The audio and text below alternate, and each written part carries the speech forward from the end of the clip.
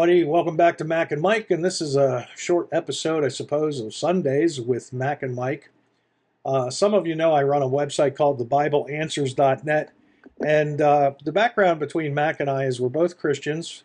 Mac, I'm more Christian than he is. yeah.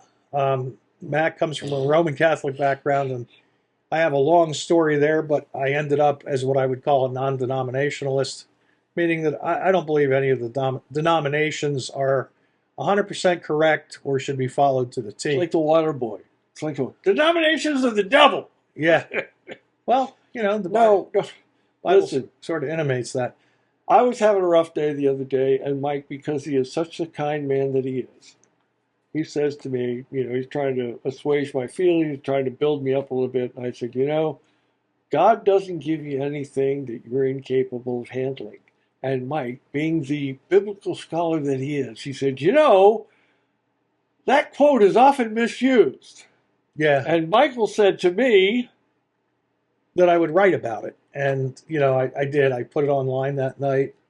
And it basically comes from 1 Corinthians, where it says that with temptation, God will provide a way out. It doesn't mean that he won't give us more than we can bear, because that's dangerous to say. People suffer all sorts of protracted disease and pain, especially mental anguish. Some people get to the point where they commit suicide. Some people get to the point where they turn on God and say, well, I thought you said you'd never give me more than I could bear.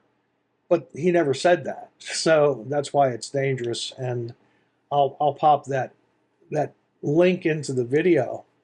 But and then you can read all about that particular passage. There are many other passages that are misquoted. And what was my response to your setting me straight? I forget. I said, I'm Superman and I can deal with anything. Oh.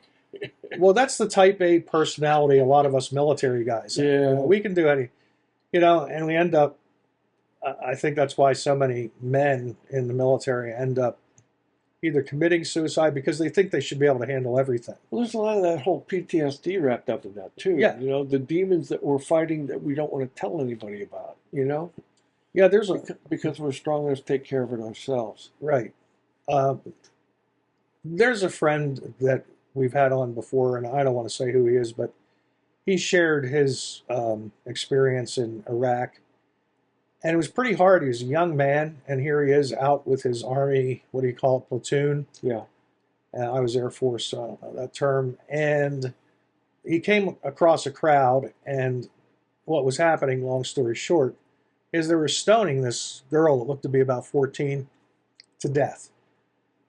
And, for an American or any Western person to see that, and be told that you can't intervene, you can't stop this little girl from being murdered, was devastating to him. And, he suffers to this day from that. And it just runs through his head. He has nightmares about it.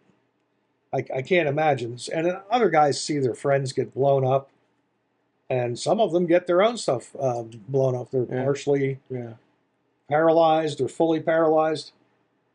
Well, the whole thing about the Corinthians quote was, as you noted, we oftentimes take things a little bit out of context.